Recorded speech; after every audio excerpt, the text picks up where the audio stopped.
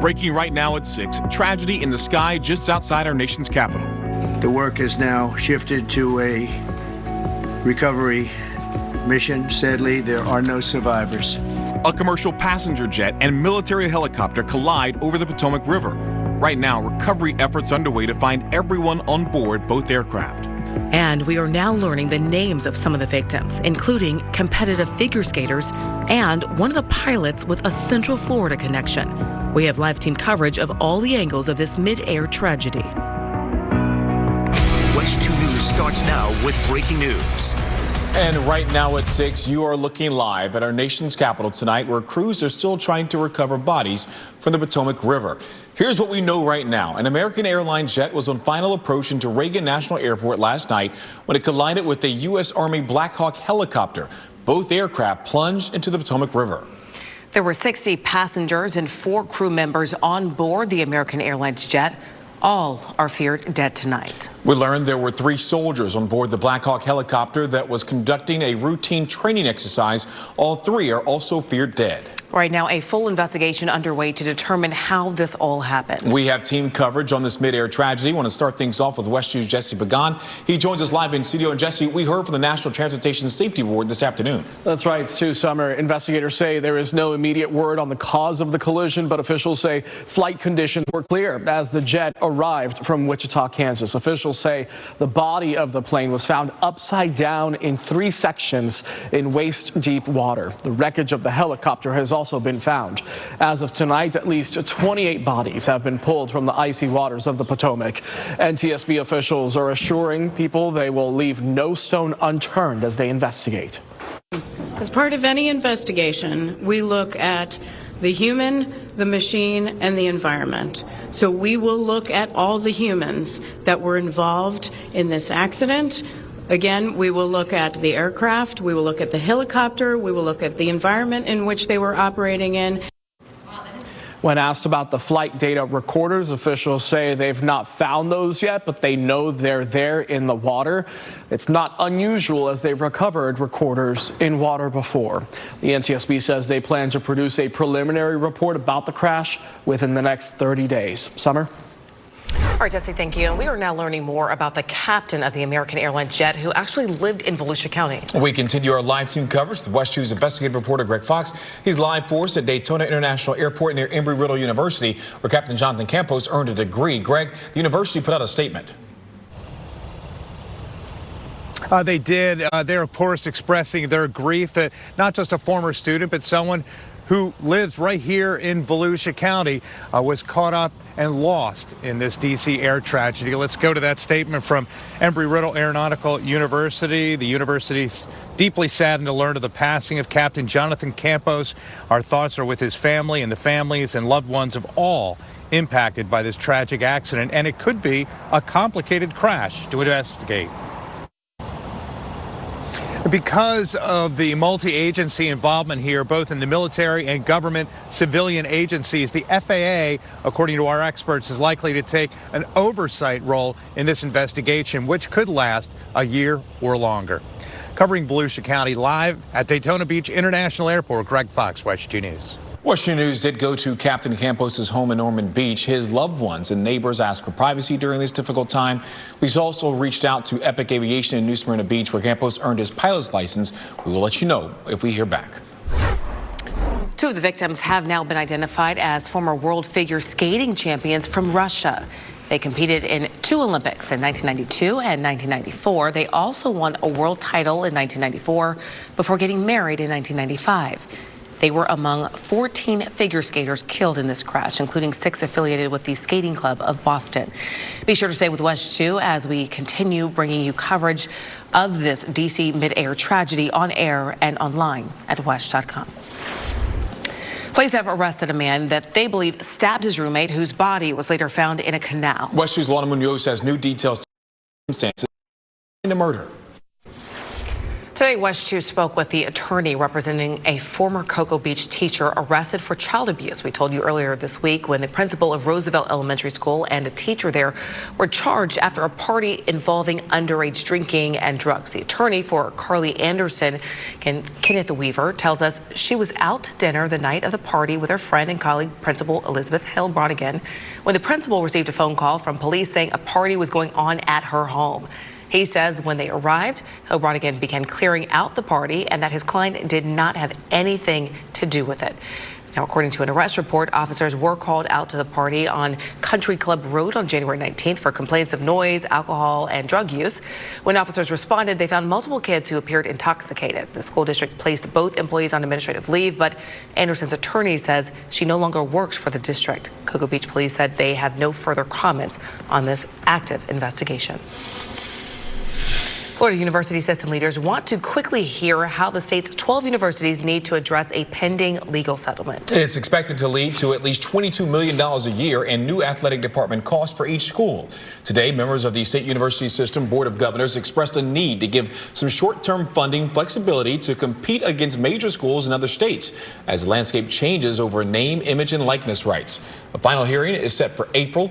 University of Florida General Counsel Amy Haas says schools are scrambling to address the pending settlement by looking at ticket prices, more sponsorship opportunities, and even concerts to generate additional revenue.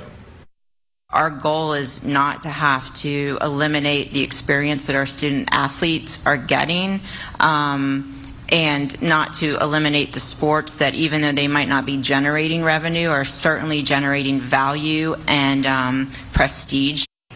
University of Central Florida Board of Trustees Chairman Alex Martins feels schools will need some flexibility if they want to remain competitive nationally. Some states are allowing, like Ohio State University, to run a $36 million deficit in their athletic program.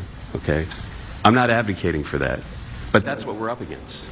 The board hopes to bring the issue back in the next few months with analysis from different universities. The new system is expected to be in place by July 1st.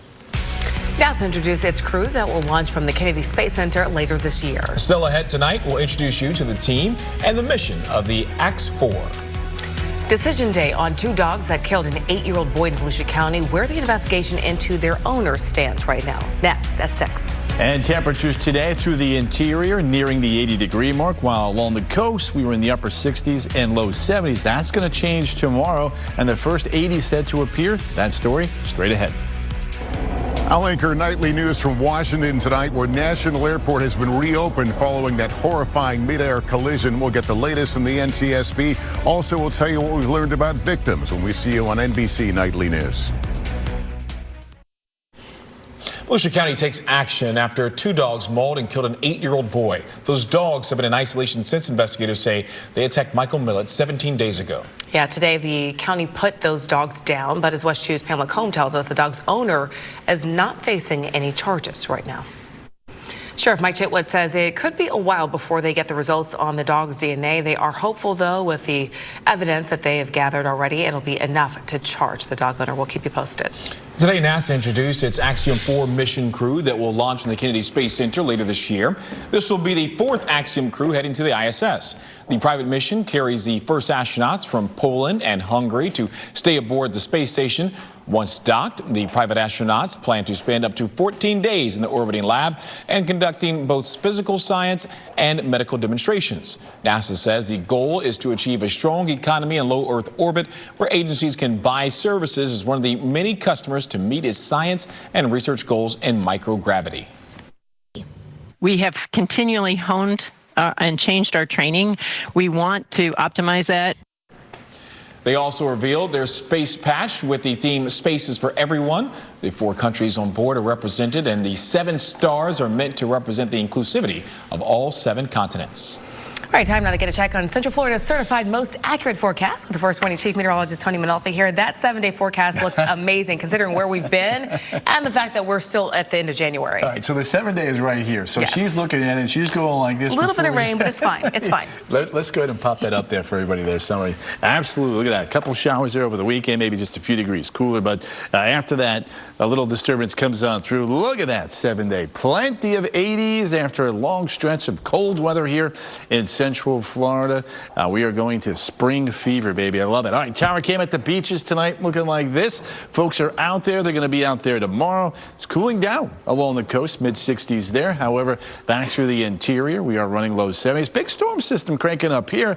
Unfortunately for us, the lion's share of the heavier rains are going to be well north of us here in Central Florida. Let's take a look now at those winds outside. You can see coming in off of the Atlantic, 5 to 15 miles an hour. Taking a look at futurecast, just a couple of clouds simmering on in here as we get deeper into the evening. Could be a little bit of fog setting up here by the time we get to the midnight hour, just like last night. So I wouldn't be surprised if we start to see the issuance of a couple of fog advisories by the time we're jumping back on the air by 10, 11 o'clock in the evening. Temperatures tomorrow morning out the door, nice and cozy and comfortable. Middle upper 50s, pretty much area wide. Right there on the sand, however, we'll see those readings in the lower 60s. So tonight, tomorrow, there's our front that is on the move through the Big Bend. Staying dry though here, and with the southwest wind, boy, do we warm up. 80 to 85 degrees. Orange City, you're at 82.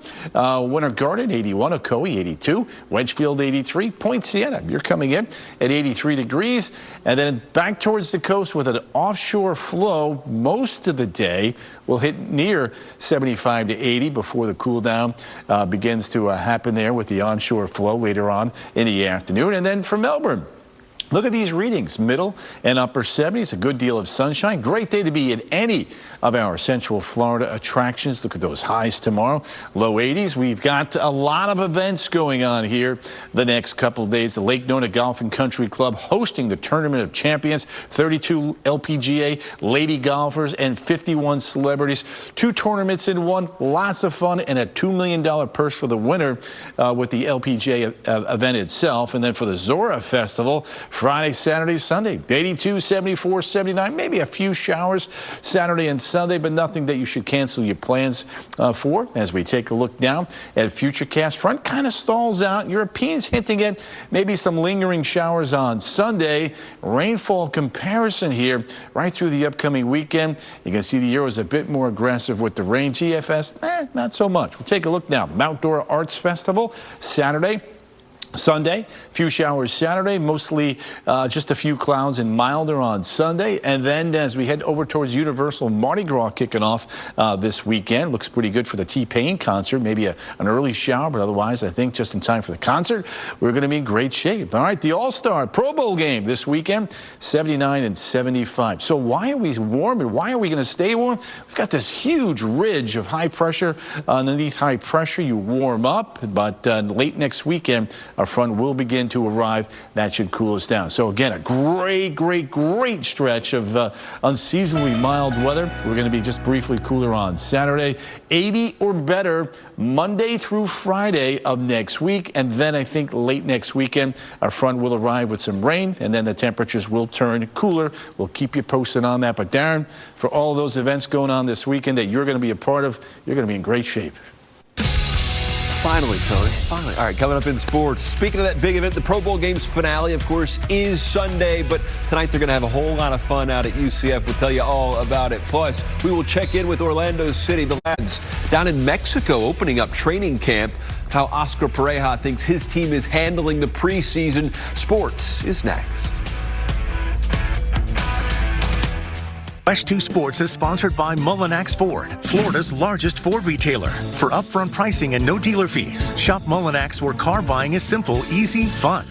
I'm Sheldon Dutez. On the next, WESH 2 Investigates. I've been reporting on the home insurance crisis here in Florida for 4 years now, and things are trending in the right direction as we head into a new year. The market is stabilizing, but so many of us are still paying a lot more money for our premiums. I talked to some experts, I did some research, and found out about a new partnership that's saving homeowners money. I also found out what we can do to our homes and the additions that we can make that would lower those costs. WESH 2 Investigates, tonight at 11. Now, WESH 2 Sports, sponsored by Mullinax Ford. Tonight is all about the fun. Hello, everybody. I'm Darren Stoltzfus. For the second straight season, Orlando is hosting the Pro Bowl games. And while Sunday's flag football competition's the big finale, the fun does start tonight at UCF's indoor football facility. All right, NBA All-Star reserves are announced today in just a few minutes. We'll let you know if Paolo Banchero or Franz Wagner make the roster. Not too optimistic, though. We'll see you later. After this, no more sports, more news after this. Closed captioning brought to you by National Floors Direct. We have several stories we're following for you tonight at 7. Yeah, we're going to have the latest on the D.C. mid-air tragedy. Plus, they sent naked pictures to one another. They met up at his house on several occasions. a former teacher is behind bars after an inappropriate relationship with a student. The tip that led to that arrest. That's our report for tonight. ABC Nightly News with Lester Holt live from D.C. is next. We'll see you again at 7 and then at 10 and 11, but we are always online at WESH.com. Have a great night.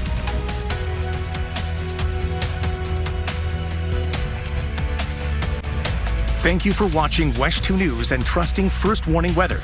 Certified Central Florida's most accurate forecast 17 years straight.